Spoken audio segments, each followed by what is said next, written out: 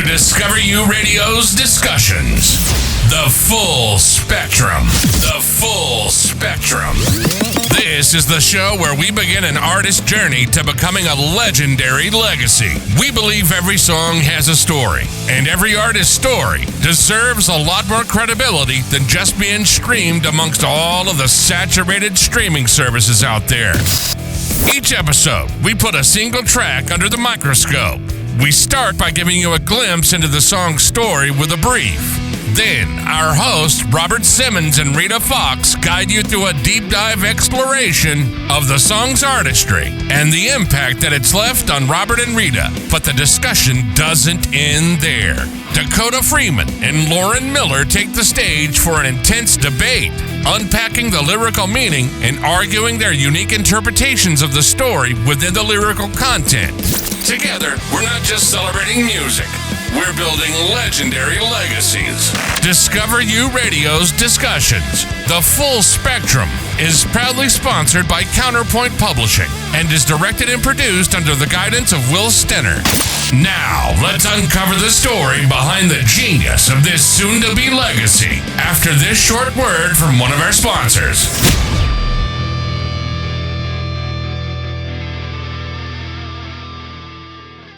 Royalty Carpet Care and Restoration is the most honest and reliable carpet restoration business in the high desert. We all love our kids and pets, but let's face it, they love to track in mud and dirt. Let Royalty Carpet Care and Restoration handle it for you. Odor removal? No problem. Carpet repair? No problem. Got a red stain everyone says will not come out? We'll remove those too. We offer RV cleaning, furniture cleaning, tile, grout, and more. From carpet stretching and seam repairing, our experts can do it all. Call 760-961-1447 and schedule an appointment today. We also offer 24-hour emergency water extraction. Call 760-961-1447. Welcome to Discover You Radio's Discussions. The Brief.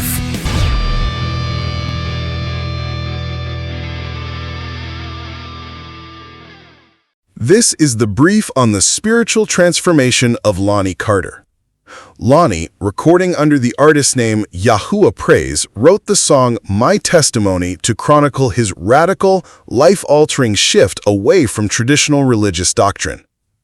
Have you ever had a realization so profound it completely flipped everything you thought you knew upside down?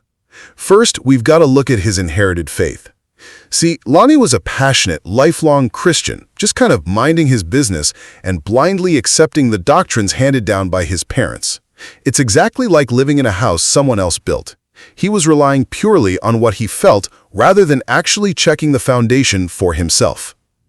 Second, the catalyst for his discovery. The turning point was incredibly simple, just hearing the name Yahua. That alone triggered a massive light bulb moment that completely woke him up. He stripped away traditional religion and doctrine, choosing instead to study the Torah and Scripture directly. It's wild that just hearing a single name could completely shatter a lifetime of conditioning. Suddenly, scriptures that previously didn't make any sense finally clicked. Finally, his motivation and mission today. Because he found that true foundation, he literally couldn't go back to his old life. Even with people talking and judging him, he uses his song My Testimony and his TikTok account, @YahMotivation, which has over 11,000 followers by the way, purely to spread the name of Yahua. You know, sharing a controversial spiritual shift publicly is incredibly risky.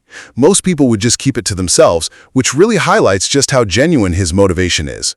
Ultimately, Lonnie Carter's music serves as a living, breathing record of his journey from inherited religion to personal revelation. Welcome to Discover You Radio's Discussion. Stay tuned as Robert Simmons and Rita Fox go into a deep dive as we discover this legendary legacy together.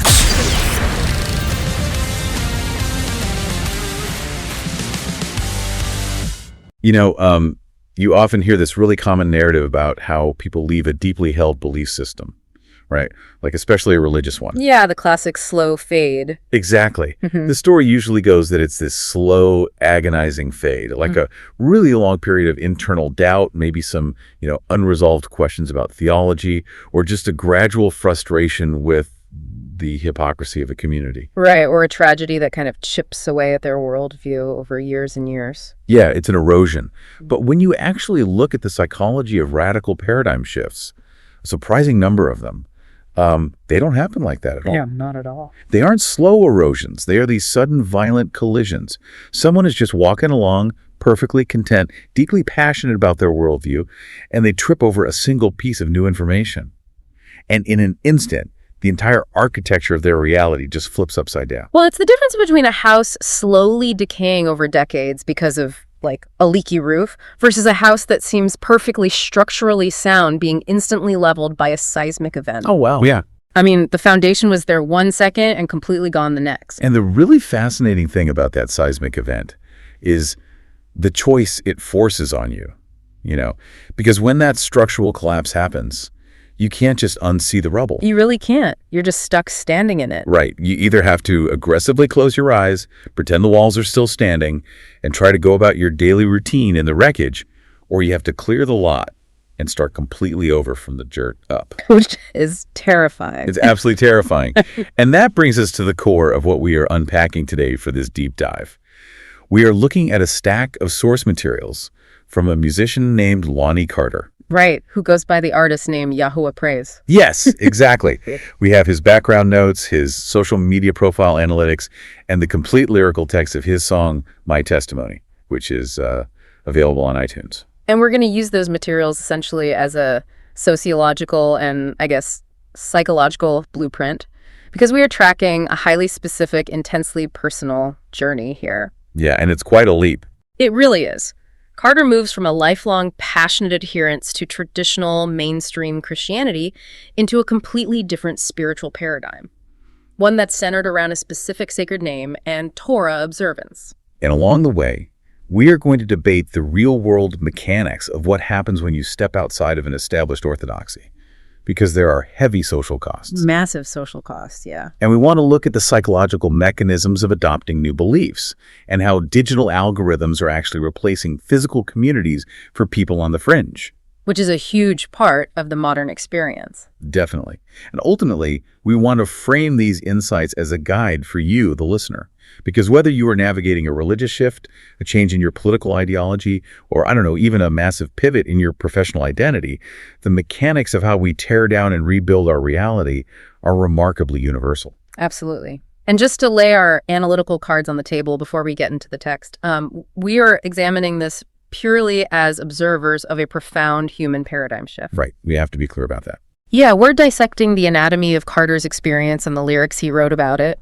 We aren't here to endorse or validate any specific theological viewpoint, whether that's the mainstream tradition he left or the new path he is walking now. Our focus is strictly the architecture of the journey itself. Exactly. Okay, let's unpack this.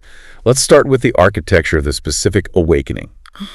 In his background notes, Lonnie Carter describes his starting point, and it directly challenges that slow erosion myth we just talked about. It really does. He writes, I was a Christian my whole life, and it was not really looking for anything else. I thought it was the only way, and I was passionate about it. What's fascinating here is that phrasing, not really looking for anything else, that is the critical variable. Because in the study of cognitive shifts, there is a massive difference between an active seeker and a passive recipient. How so? Like, what's the difference functionally? Well, an active seeker is already dissatisfied, right? Their mental soil is already tilled, it's just waiting for a new seed. But Carter is saying his soil was completely paved over. He was totally locked in, fully invested in his existing framework. So what breaks through the pavement? Because something obviously did. Right. He calls it a light bulb moment. He says, one day I heard his name and a light bulb popped on in my head. And this makes me think about the neuroscience of how we process sudden realizations. Oh, that's a great angle. Because it's not just a metaphor. When we experience a true aha moment or like a gestalt shift, our brain is essentially taking disparate pieces of information we already had and suddenly connecting them via a completely new neural pathway. That's a highly accurate way to frame it. I mean, think about the concept of retroactive recontextualization. Okay, break that down for me. So, Carter notes that once he had this light bulb moment regarding this specific name, he began to seek, as he puts it, without the doctrine and the religion. And suddenly, the old scriptures he had been reading his entire life, the texts he thought he had completely mastered, made sense in a totally different way because he finally understood the foundation. Wow. So the book didn't change. Right, the data didn't change at all. The text of the book didn't physically alter, but the interpretive framework shifted completely. I always think about those optical illusions, like the famous drawing that is either a rabbit or a duck, depending on how you look Well, at it. yeah, the classic rabbit duck. Right, so you stare at it for 20 years and you only see a duck. You are passionate about the duck. You write essays about the duck. You're a duck guy. Exactly, I'm a duck guy. Then someone walks up, points to the beak and says, actually, those are rabbit ears. And in a fraction of a second, your brain rewires the image, so you see the rabbit. And you can't unsee it. Never.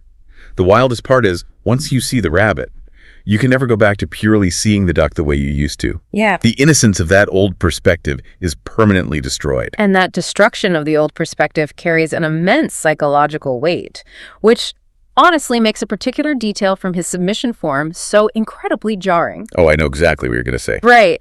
There is a question that asks for a Billboard charting artist inspiration. Essentially, who is your sonic peer? What does this song sound like? Yeah. And if we are dealing with the destruction of a lifelong worldview, like a terrifying paradigm shift where old foundations crumble, you would anticipate a really somber, heavy, perhaps melancholic musical influence. Like a mournful acoustic track. Exactly, or a cinematic brooding score, something with a lot of cello. But he doesn't list a brooding artist. He lists Bruno Mars. Which is just a profound stylistic juxtaposition. It really is. I mean, Yeah. Let's think of the mechanics of that pairing. Bruno Mars is synonymous with upbeat, infectious, horn-driven pop funk. It's party music. Yeah, it is music engineered to make you move, to make you feel celebratory. Rapping heavily existential, philosophically dense lyrics about a world crashing down in the shiny, propulsive groove of a pop-funk track. It changes the fundamental chemical reaction of the song. It totally does. Like, if I hand you a lyric sheet that says I was weeping because my whole life was a lie, and I play a slow piano dirge, you feel pity for me. You feel the weight of my tragedy. But if I deliver those exact same words over a syncopated funk beat with a driving bass line, I am using the instrumentation to subvert the text. Or rather, it's adding a hidden layer of context to the message. The upbeat instrumentation acts as an emotional cipher for the listener, signaling that the destruction of the old self is not a funeral, it's a jailbreak. A jailbreak. Oh, that hits it perfectly. He isn't mourning the collapse of the house. He's throwing a party in the empty lot. Yeah, exactly. It reframes the terror of losing your foundation into the exhilaration of finding a new one. But to truly grasp the scale of that exhilaration, we have to look closely at the rubble of what he left behind. And he is ruthless in his assessment of his past. Very. Let's dive into the opening lyrics of verse 1. The deconstruction phase of the text is striking in its complete lack of sentimentality. There's no nostalgia here. None. I'll read the exact lyrics. He says, I was minding my business, didn't know I was useless, thought I was preaching him, but I was truthless, never questioned what I was taught. My parents handed me what they had bought. Wow. And he follows that up with, I was blind and could not see. I thought I was right. Truth wasn't in me. My life built on a lie that my parents dealt. I was only relying on what I felt. That word truthless carries an enormous amount of philosophical baggage. Yeah, it's a heavy word. He isn't claiming he was merely mistaken on a few doctrinal points or that he had a slightly blurry view of the divine. To declare oneself truthless is an absolute nullification of his previous spiritual utility. It reminds me of the psychological concept of cognitive dissonance, specifically how we resolve it when we make a massive, life-altering pivot. Oh, that's a really good point. Because when you adopt a new radical framework that alienates you from your past, you can't just say, well, my old life was pretty good, but this is a little better. No, that doesn't work. Right. That doesn't provide enough psychological armor to survive the social fallout. You have to categorize the past as an absolute negative, a lie, useless, truthless, to justify the extreme disruption of your present. That is a very solid application of dissonance theory. By creating a stark binary contrast like, the old life was entirely dark, the new life is entirely light, The mind protects itself from the regret of the transition. Yeah, it's a survival mechanism. Furthermore, look at the sociological critique embedded in those lines. Never question what I was taught. My parents handed me what they had bought. This is a surgical dissection of how human beings acquire belief systems. Which is mostly by accident of birth, right? Pretty much.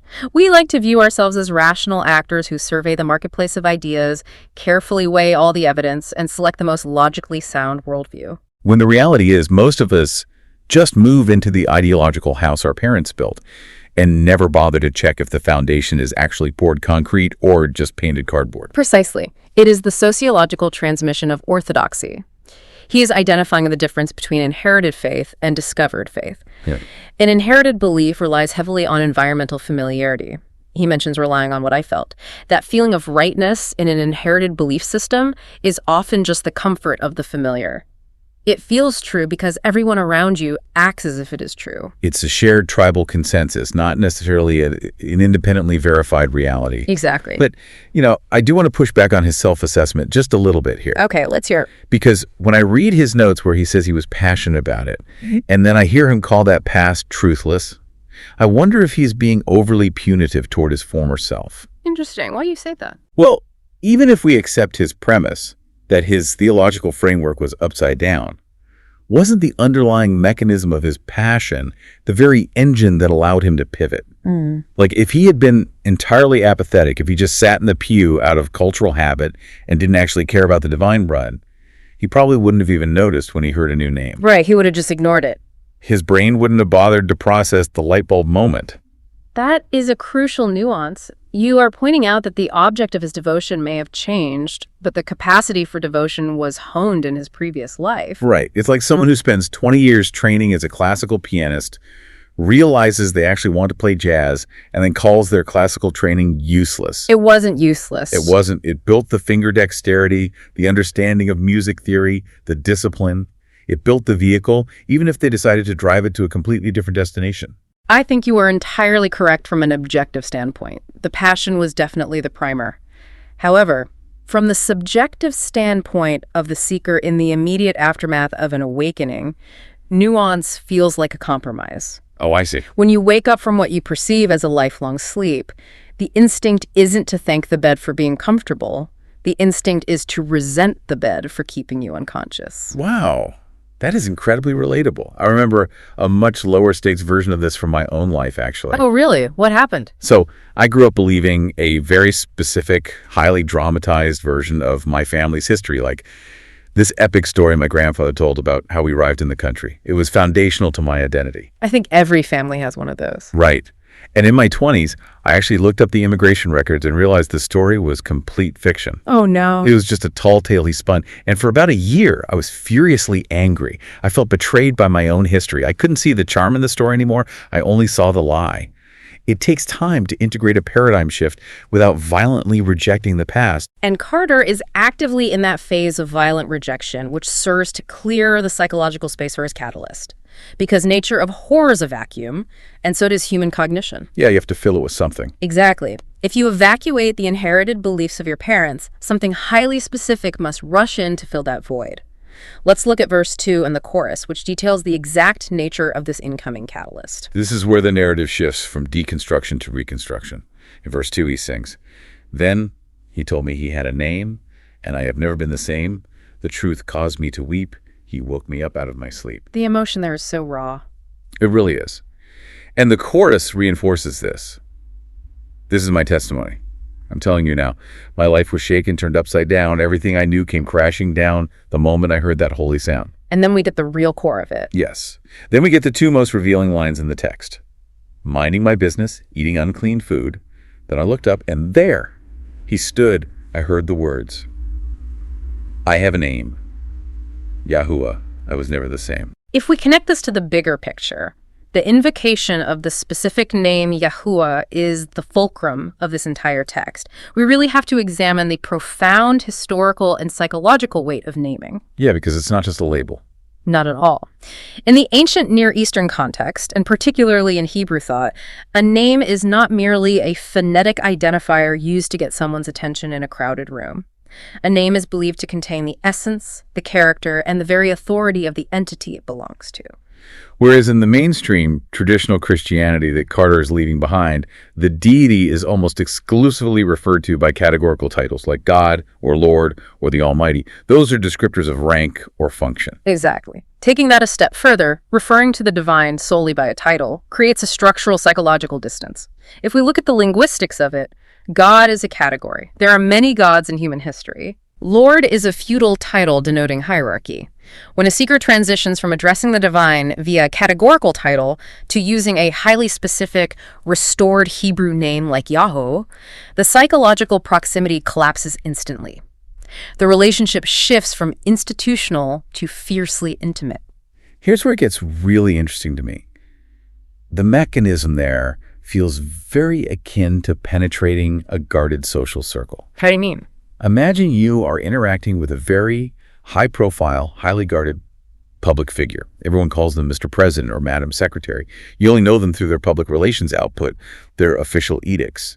You feel a sense of reverence, but it is cold. It is structural. Sure. Then one day, they bypass the Secret Service, pull you aside and say, my private birth name is actually John or whatever, and I'm giving you permission to use it. Oh, wow. The psychological shock of that intimacy would absolutely bring someone to tears. It creates an instant exclusive bond. You possess a specialized knowledge that the masses outside the gates do not. And that specialized knowledge is highly potent. It acts as the anchor for the new identity. But the brilliance of Carter's lyrics is that he doesn't leave this awakening in the abstract philosophical realm. No, he grounds it. He really anchors it in the mundane physical reality of a Tuesday afternoon. That line, minding my business, eating unclean food, is doing an incredible amount of heavy lifting. Let's drill down into that, because I noticed that too. Why is the specific mention of unclean food the telltale marker of his paradigm shift? Because it transitions the story from a private, internal change of heart into a highly visible, external change of behavior. In mainstream Christianity, based on interpretations of New Testament texts, the dietary laws outlined in the Torah, the first 5 books of the Hebrew Bible, are generally considered nullified or fulfilled. Meaning you don't have to follow them anymore. Right. The prohibition against eating pork, shellfish, or certain mixtures of food does not apply. A mainstream Christian can eat a bacon cheeseburger with zero theological friction. But the sacred name movement and the various Torah-observant paths tied to it assert that those original laws were never abolished. Right. And by calling out his past behavior as eating unclean food, Carter is publicly declaring his submission to Levitical law. He isn't just changing his vocabulary, he is rewiring his biological rhythms. He's literally changing what he consumes. He's changing what he purchases at the grocery store. He is changing where he can eat out with his friends. Which means his spiritual awakening suddenly has tangible social consequences. Adopting a Torah-observant lifestyle isn't just about food either. It usually encompasses observing the seventh-day Sabbath from Friday evening to Saturday evening, which fundamentally alters your work schedule and your social weekend. Yeah, that's a huge shift in modern society. And it involves keeping the biblical feast days instead of mainstream holidays like Christmas or Easter. And that is the exact flashpoint where the internal realization collides violently with external reality. It is one thing to sit in your room and privately use a new name for the divine. Nobody gets mad at you for that. Exactly. But it is an entirely different, incredibly disruptive thing to go to your family's Thanksgiving dinner. The family that handed you your original faith refused to eat the ham, refused to participate in the holiday, and implicitly signal that their entire lifestyle is fundamentally out of alignment with the truth. Oh man, that inevitably triggers an immune response from the community. Which brings us right to the social fallout detailed in verse 3. The fallout is unavoidable. He sings, I started seeking his food. I had to know. Didn't care how far I had to go. People talked and people judged. But I kept moving. I never budged. And he clarifies what drove him. I had to know Torah, had to know your name. Didn't care if my life would never be the same. People talked and people judged. We are looking squarely at the mechanics of in-group and out-group bias here. The sociologist Henri Tajfel's social identity theory is incredibly useful in understanding this dynamic. Break that down for us. So, Tajfel demonstrated that human beings derive a massive portion of their self-esteem and identity from the groups they belong to. To maintain that self-esteem, the group must constantly validate its own superiority and the absolute correctness of its shared orthodoxy. And when someone inside the group suddenly stops acting like the group, stops eating the same food, stops using the same vocabulary, stops observing the same holidays, they aren't just seen as quirky. No, they are perceived as an existential threat. Precisely. Because if Lonnie Carter is right, if the foundation really is upside down, if the name matters, if the dietary laws are still in effect, then the entire community he left behind is wrong. Wow. Their foundation is the one made of cardboard. And a tight-knit religious community cannot tolerate that level of cognitive dissonance walking among them. So the sociological immune system kicks in, they must label him, they talk, they judge. They have to isolate the infection. Right. They categorize him as an outcast or a heretic. Right. By invalidating him, they protect the integrity of their own shared reality. It's so true. The apostate is always treated more harshly than the outsider who never believed in the first place. Well, absolutely. Because the person who never believed is just ignorant in their eyes. But the apostate is a traitor. They knew the truth and walked away from it. But, I have to bring up a massive paradox in Carter's own narrative here. Okay, what is it? In his submission notes, he explicitly states that he began to seek without the doctrine and the religion. He views his exit from mainstream Christianity as an escape from doctrine, but look at what he walked into. Yeah, it's a lot. He is embracing the Torah, which literally means instruction or law. He is adopting highly specific dietary codes, Sabbath keeping, and a rigid adherence to a specific name. How in the world does someone trade a standard Sunday church service for a highly regulated, Torah-observant lifestyle and call that a life without doctrine?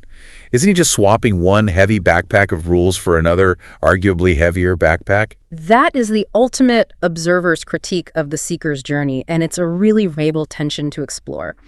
From an empirical third-party perspective, yes, you are absolutely right. He has replaced System A with System B, and System B is undeniably more behaviorally restrictive. Right.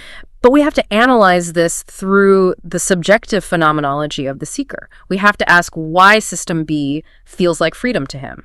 Walk me through that psychology. How does restriction feel like liberation? It comes back to the concept of agency. In verse 2, he sings, "I had to study to show myself approved." Think back to the inherited faith we discussed earlier. When you were handed a set of doctrines by your parents, you were wearing a suit tailored for someone else. You didn't pick it out. You didn't pick the fabric. You didn't measure the inseam. You just wear it because you are told you have to. That feels like religion in the oppressive institutional sense. It feels like blind compliance. But when you stumble upon a blueprint, tear the house down and rebuild it yourself. Yes. When he actively reads the text, engages in the research, experiences the light bulb moment, and chooses to submit himself to the Torah, the psychological dynamic flips entirely. I see. The rules are no longer external impositions handed down by an institution, they're internal convictions he has fought for. To the seeker, adopting a rigorous set of laws that they have personally investigated and chosen does not feel like bondage. It feels like acquiring a skeleton. It gives them structure. Exactly. It gives them posture and strength. He didn't abandon doctrine. He abandoned unexamined doctrine. He traded blind compliance for willful submission. And that willful submission is what gives him the armor to withstand the judgment of his old peers. When people talk and judge, he can shrug it off because as he sings, every step forward felt brand new. It's empowering. But let's be realistic about human biology and sociology here. Human beings are deeply fundamentally social primates. We cannot survive indefinitely in a state of isolation. We really can't. You can be as intellectually brave as you want, but eventually, the pain of being an outcast takes a toll. When you lose your original in-group, a vacuum is created, and your psychological drive to find a new tribe is overwhelming. Historically, that was the greatest danger of the paradigm shift. If you had a radical awakening in a small village in 1850 and alienated their local congregation, you were simply alone. Yeah, there's nowhere to go. You were just the eccentric living on the edge of town.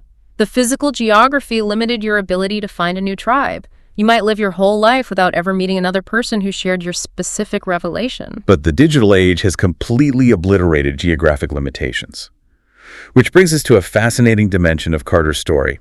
How he is utilizing digital platforms not just to share music, but to construct a completely new reality. Let's look at the analytics of his online presence. The data provided in the sources is highly illustrative of this modern phenomenon. So he operates across multiple channels under Yahua Praise. He has a dedicated website, but the most robust data we have is from his TikTok account, under the handle at yah.motivation. Which is a great handle. It is. His bio explicitly states his mission: encouragement for the people of Yahua. The numbers are significant for a niche theological space. He has 11.6K followers. He has amassed 117.7K cumulative likes. We can see a grid of pinned videos with thousands of views each, almost 6,000 on one, over 9,000 on another. What we are observing here is the architecture of the algorithmic congregation. The algorithmic congregation, I love that phrasing. How does that fundamentally change the seeker's experience of isolation? Think of social media algorithms, particularly TikTok's For You page, as a massive mycelial network, the underground fungal threads that connect separate plants in a forest. Okay, I'm with you. In the physical world, Lonnie Carter might be the only Torah-observant, sacred name believer in his immediate zip code. When he goes to the local grocery store, he is an outlier.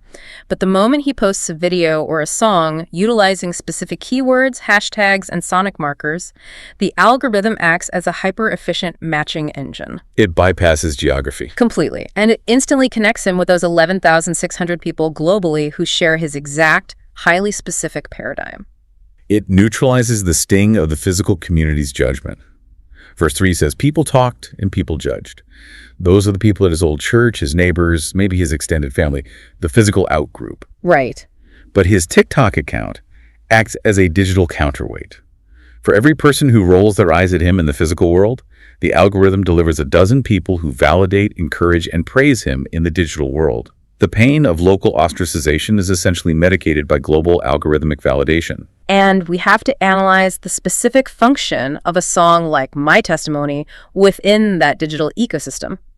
In a physical church, music is used to synchronize the emotional state of the congregation, right? Yeah, everyone sings together. Everyone sings the same words at the same tempo, breathing at the exact same time. It creates physiological and psychological unity. In the digital space, an audio track serves a similar but decentralized purpose. My Testimony becomes a piece of cultural currency. Because it's not just a song he is performing for them. It's an audio track they can use to soundtrack their own videos. Precisely. It becomes an anthem that the algorithmic congregation can rally around. It gives a polished, upbeat, Bruno Mars-esque voice to their shared, often painful experience of leaving the mainstream. It validates their specific journey. And the title of the song, My Testimony, is almost violently perfect for the platform it lives on. If we look at the sociology of TikTok as a platform, what is it fundamentally? It's all personal stories. It is an endless, scrolling, global feed of personal testimonies. The entire architecture of short-form video is built on the parasocial intimacy of the front-facing camera. People staring directly into the lens and sharing their "my world was turned upside down" moments. Yeah, the classic story time format. Exactly. Here is how I survived my toxic family. Here's how I escaped corporate America. Here's my diagnosis journey. Here's how I found Yahua.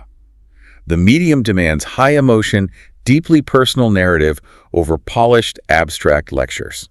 That is a brilliant synthesis of the medium and the message. Because the religious tradition of the testimony standing up in front of the congregation to declare what you have witnessed or experienced is ancient. It is a core pillar of many faith traditions. Right. But Carter has extracted that ancient format, stripped it of its physical institutional constraints, wrapped it in modern pop-funk production, and fed it into a machine learning algorithm designed to maximize human engagement. That's wild to think about. He hasn't just found a new community. He has crowdsourced a new congregation using the tools of the 21st century. It is a digital congregation where the entrance fee is no longer physical proximity or unquestioning adherence to inherited tradition. The entrance fee is a shared paradigm shift. You don't have to live in his town. You just have to resonate with the feeling of the floor becoming the ceiling. And that, ultimately, is why this specific deep dive matters far beyond the boundaries of the sacred name movement or Torah observance. It's bigger than just this one song. Much bigger. The theological specifics are unique to Carter and his followers. But the underlying mechanics of his journey, the transition from passive inheritance to active, disruptive seeking, are deeply human and widely applicable. So what does this all mean for us? We have spent this time tracking a profoundly disruptive psychological and social evolution. We watched Lonnie Carter identify the comfort of his inherited beliefs and then ruthlessly discard them because he realized they were handed to him rather than discovered. We examined the violent neurological shock of the light bulb moment, the weeping, the sudden waking from sleep, the retroactive rewriting of his entire past. We debated the brutal sociology of the in-group, the inevitability of being judged when you abandon the tribal orthodoxy. And we saw how he utilized the digital mycelium network of social media to crowdsource a new tribe, anchored by the upbeat, defiant joy of his music. It serves as a masterclass in the friction of the examined life. To live an examined life means accepting that your current equilibrium might be temporary. It means acknowledging that the cognitive dissonance of realizing you are wrong is a necessary price to pay for intellectual and spiritual autonomy. And we want to frame that directly for you, the listener. Because while you might not be navigating a shift regarding biblical dietary laws or ancient Hebrew names, you are navigating something. Whether your current operational framework is a religious tradition, a rigid political ideology, a secular philosophy, or even just the corporate culture of your career, you have to ask yourself a deeply uncomfortable question. Are you standing on a foundation you built, or a foundation you merely inherited? That's the real test. The mandate to study, to show yourself approved, to actively interrogate your reality rather than passively consuming what your parents, your culture, or your social media algorithm hands you is the fundamental requirement for true intellectual maturity. You cannot truly claim ownership of a belief system, a career path, or an identity until you have forcefully interrogated it. You have to be willing to ask the structural questions, knowing full well that the answers might trigger an earthquake. Which brings us right back to the beginning. Yeah, that house you've spent your whole life building. You know every creak in the floorboards, you feel incredibly safe, the walls keep the wind out. But somewhere, sitting on a table in the corner, there's a piece of information, a blueprint, a new data point, a name. And you've been ignoring it. You've been ignoring it because your subconscious knows that if you look at it too closely, you might realize the foundation is poured on sand, or that the house is entirely upside down. The fear of that realization keeps the vast majority of human beings in a state of comfortable, managed sleep. But Lonnie Carter looked at the blueprint. He faced the terrifying reality that his foundation needed to be torn up. So we leave you with this final, lingering thought to mull over as you step back into your day. That's a tough one. Ask yourself honestly, if the core belief that gives you the absolute most comfort and security right now was suddenly, unequivocally proven to be an illusion, would you have the courage to weep, wake up from your sleep, and walk out into the unknown to start over? Or would you just close your eyes, hand the blueprint back, and go back to bed? It is the single most defining choice any of us will ever have to make. It truly is.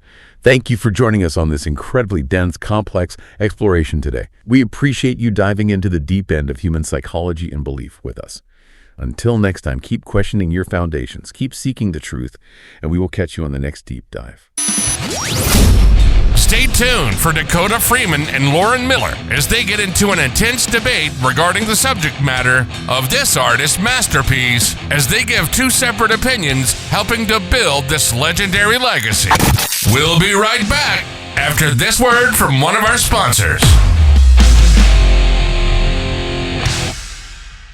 Royalty Carpet Care and Restoration is locally owned and operated and has been serving the high desert for over 20 years. Attention property managers, homeowners, businesses. Don't throw that carpet away. Call Royalty Carpet Care now. 760-961-1447. That's 760-961-1447. Royalty Carpet Care, the most trusted and dependable business in the high desert, offering tile and grout cleaning, furniture cleaning, pet odor removal, carpet repairs, 24-hour emergency water extraction, and red stain removal. Call now for your free estimate, 760-961-1447. That's 760-961-1447.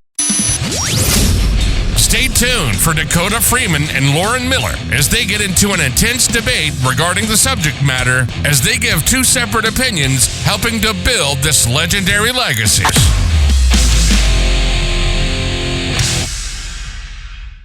Welcome to the debate. Imagine for a second discovering that the foundational word of your lifelong faith was, well, pronounced incorrectly. Oh, wow. Yeah. And that fixing it, requires you to basically tear down your entire life. You're forced into this really terrifying position. Right? Do you ignore the revelation and just, stay within that comfortable inherited community? Exactly. Or do you follow this new truth, even if it means walking away from literally everything you know?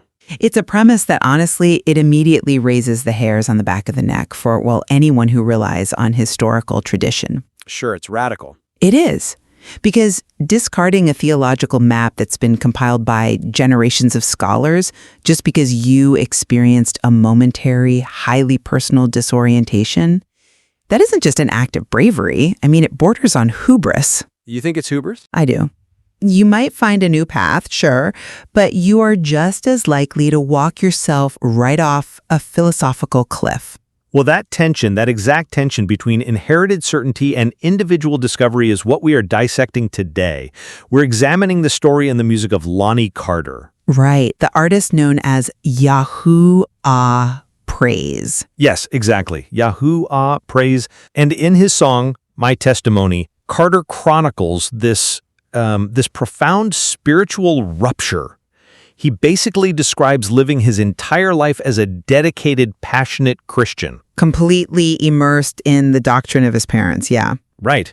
But then he experiences what he calls a light bulb moment. He hears a very specific name, Yahua, and his entire theological framework just collapses and then rebuilds itself. Which really brings us to a profound, universally relevant question, especially for those who, approach non-traditional spiritual paths with a healthy dose of skepticism. Right. It goes way beyond just Carter's theology. Exactly. We are asking, does leaving traditional religious doctrine for personal revelation fundamentally help or harm one's faith? Well, I take the position that abandoning an inherited doctrine in favor of personal revelation ultimately helps.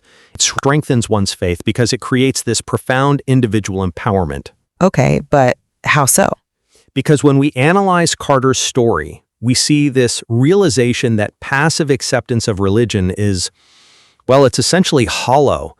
True, resilient faith actually requires active, sometimes really painful discovery. I mean, I hear that, but It demands that you pull the veil back yourself, rather than just trusting the institution to do it for you. right.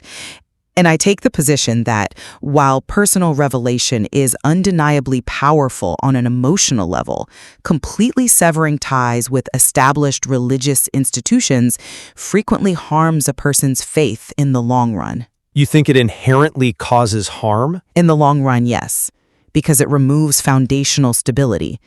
I caution strongly against discarding the historical, collective consensus of scriptural interpretation just based on a singular, highly subjective experience. Even if the experience feels objectively true to them? Even then, institutions and traditions exist for a reason, They act as the essential guardrails of belief. Without them, things get dangerous. Well, to really get to the bottom of this, we need to look at the specific catalyst for Carter. We can't just talk about revelation in the abstract. Sure. Let's look at the text. Yeah. In his background submission, Carter explicitly notes that scriptures he read his entire life, they just simply did not make sense to him. Right. But once he heard the name Yahoo, he says he finally understood the foundation. So we need to unpack what is actually happening there, technically and theologically. Right, because without context, the listener might wonder why a simple change in pronunciation triggers a total religious deconstruction.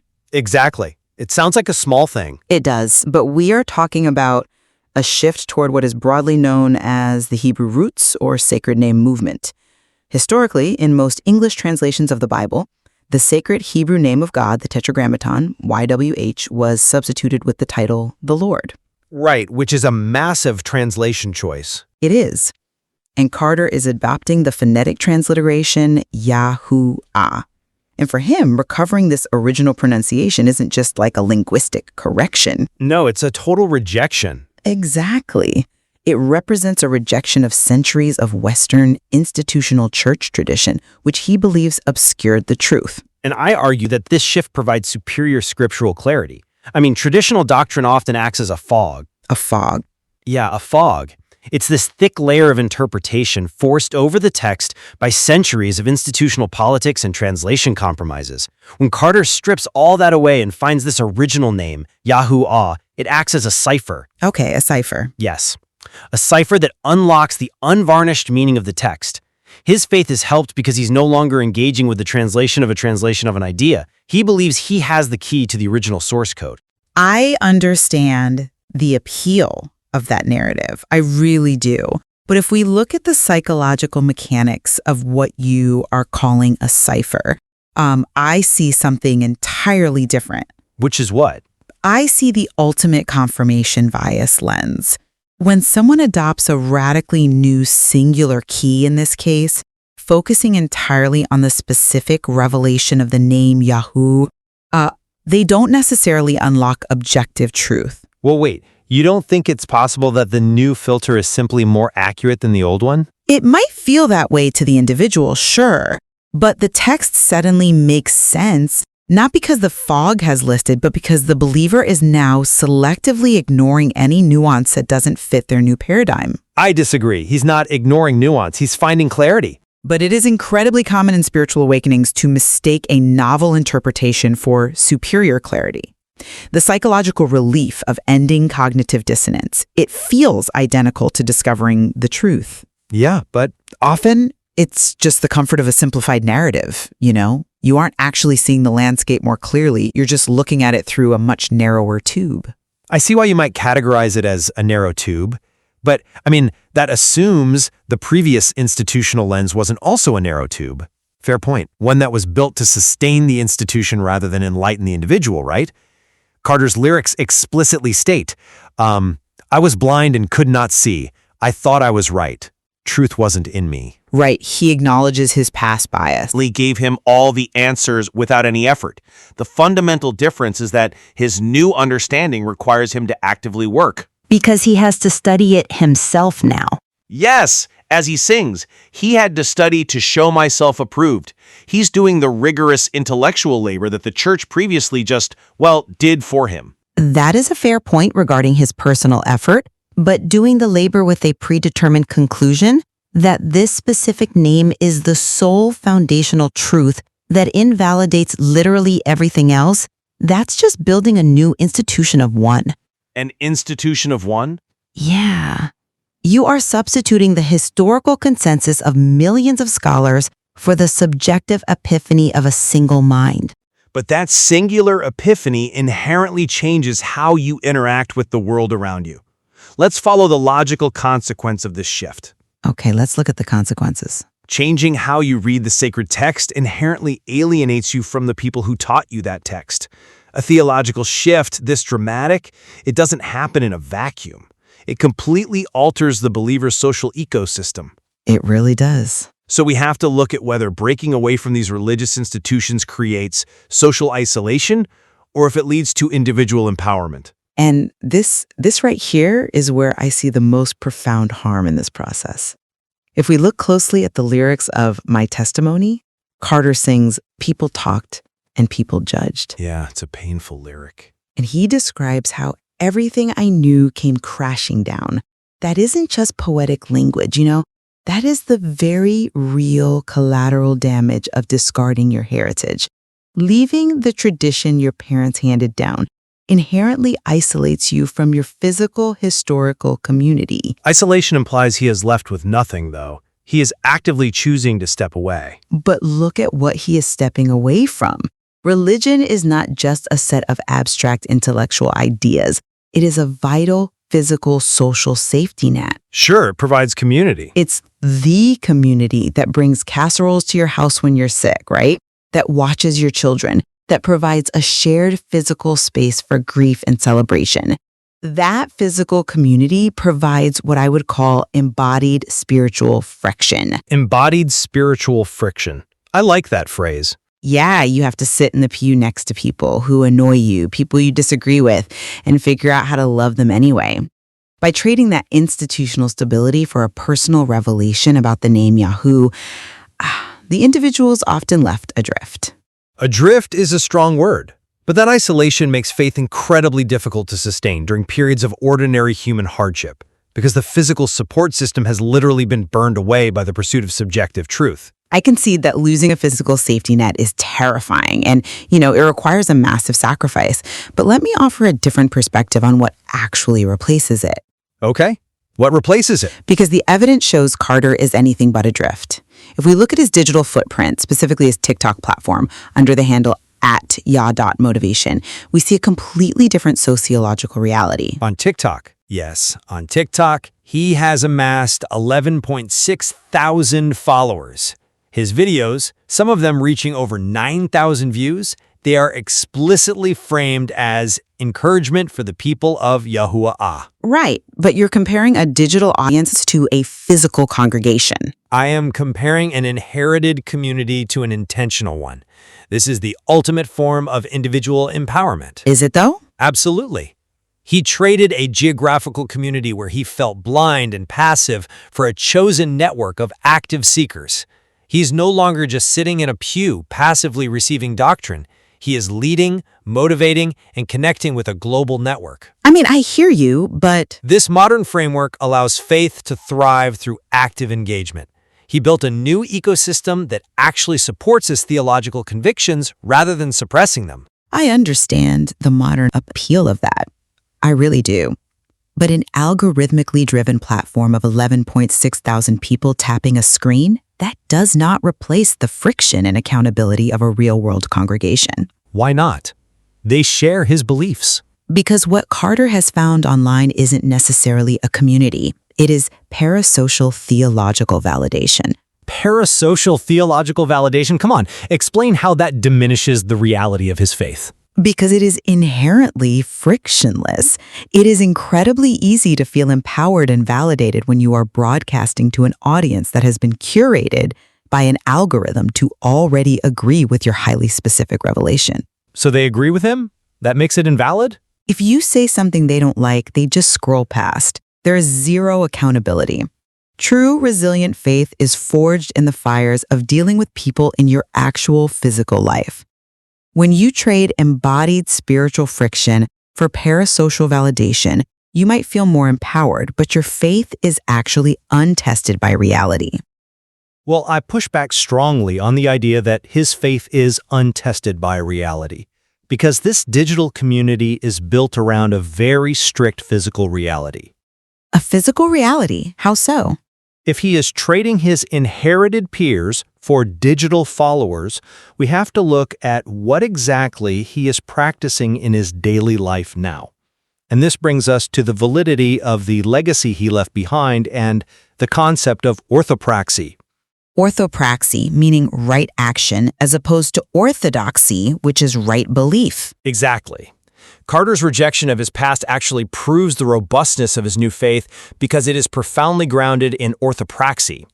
In his lyrics, he doesn't just say his past was like slightly misguided.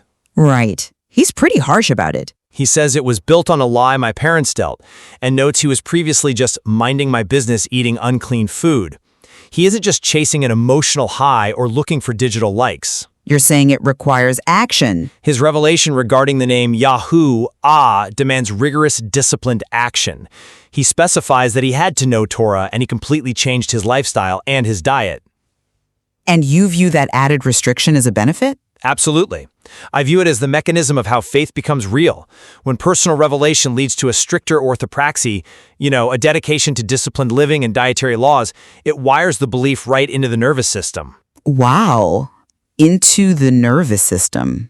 It moves faith from an intellectual concept in the brain to a physical reality in the body. Choosing what you can and cannot eat multiple times a day is a constant physical reminder of your devotion. I see that. It demonstrates that abandoning the inherited doctrine wasn't an escape from rules or like an attempt to make life easier. It was a willful submission to a higher, more demanding truth. His faith is profoundly helped because it transitions from passive inheritance to active obedience. Okay, that is a fascinating way to frame orthopraxy, and I acknowledge that changing your daily physical habits requires immense dedication. But I just don't buy that this indicates long-term stability. Let me explain the epistemological trap Carter is walking into here. All right, I'm listening. There is immense danger in labeling a lifelong, passionate Christian foundation, one that sustained his family, his early life, and generations before him, as completely useless and truthless as the song claims. But if he believes it's a lie, he has to say so. But think about the precedent this sets. If a faith built over decades, supported by centuries of institutional tradition, can be entirely overturned by a single light bulb moment, by hearing one specific pronunciation of Yahua. Doesn't that make this new faith incredibly fragile? Fragile how? He is studying Torah and living it every single day. It is fragile because of how it was built.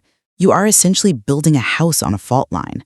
By establishing the precedent that all previous historical and institutional knowledge can be wiped out by one subjective revelation, you legitimize the complete destruction of your own foundation.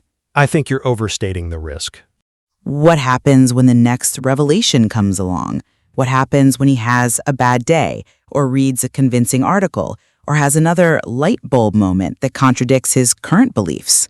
Then he adapts.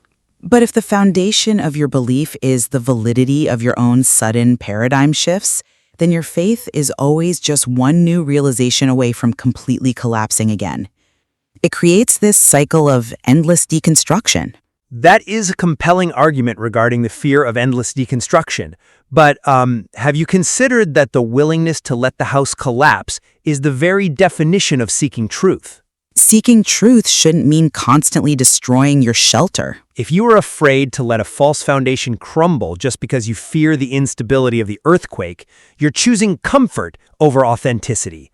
We cannot let the fear of what happens next prevent us from acting on the truth we see right now. I am not advocating for comfort, and I am certainly not advocating for staying in a system you believe is false just because it's easy. Then what are you advocating for? I am advocating for the humility to recognize that our individual light bulb moments are entirely subjective and historically deeply fallible.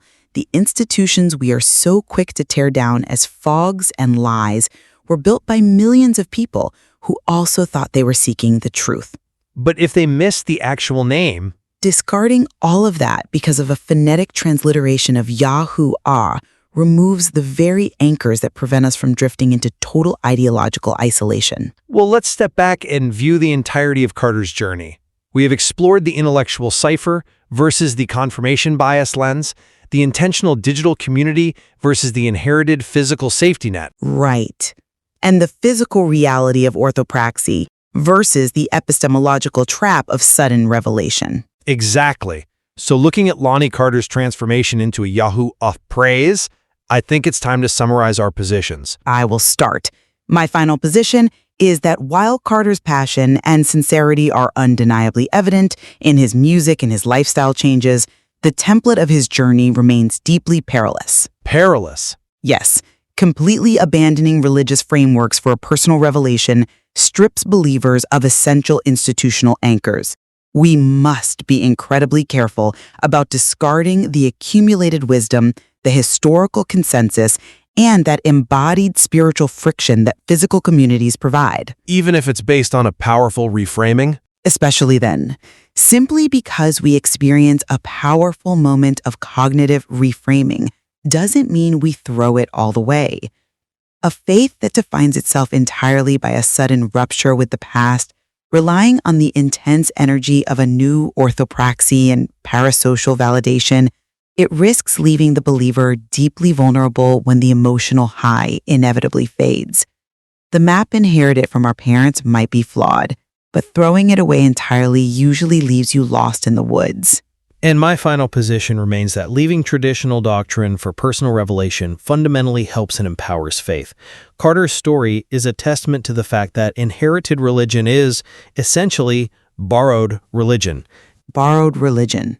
Yeah. You are operating on your parents' spiritual capital. It isn't yours. The moment he heard the name Yahoo, he stopped being a passive consumer of theology. He certainly became active, I'll give you that. You see it as awakened. He rewired his daily physical habits through dietary changes. He faced the judgment of his peers, and he built an intentional community of thousands who share his specific devotion. That is not the portrait of a weakened, fragile faith. You see it as awakened. Yes, that is the portrait of a vibrant, awakened, and deeply engaged spiritual life. The friction of leaving the institution, the pain of that rupture, is exactly what sharpened his belief into something genuinely his own. You know, I think where we fundamentally converge, setting the direct opposition aside, is on the absolute necessity of personal truth. I agree. Regardless of whether a person ultimately decides to stay within the historical tradition they were handed, or they choose to walk out the doors of that institution forever, Carter's narrative makes one thing incredibly clear. Which is? An unexamined faith is insufficient. Completely agreed. The most dangerous place for any believer to be is in a state of passive acceptance.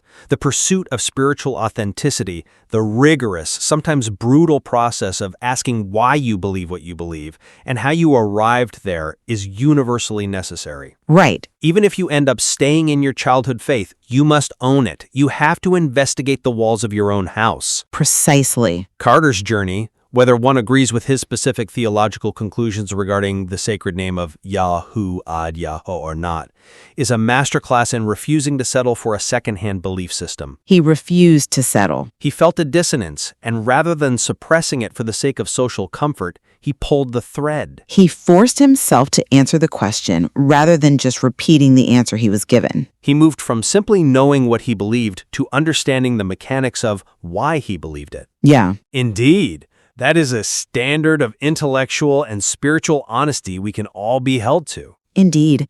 The courage to interrogate your own foundation is something to be respected, even by those of us who deeply worry about the structural integrity of what gets built in its place. Well, there is, of course, so much more to explore in the nuances of spiritual awakenings, the sociology of belief, and the ways we construct meaning in our daily lives through action and community. There really is. We invite you to reflect on your own spiritual, intellectual, or philosophical foundations. Ask yourself what you have merely inherited and what you have actually earned through the friction of your own experience. Because ultimately, you are the one responsible for your own navigation. Exactly. When the street signs of your life no longer match the doctrine you were given, you have to decide. Do you walk blindly down a path that no longer makes sense to you, or do you pick up the pen and begin the arduous work of drawing your own truth? Thank you for listening to Discover You Radio's discussions. We'd like to invite you to research the artist who was spotlighted on this episode and add them to your playlist. If they have a website, join their mailing list.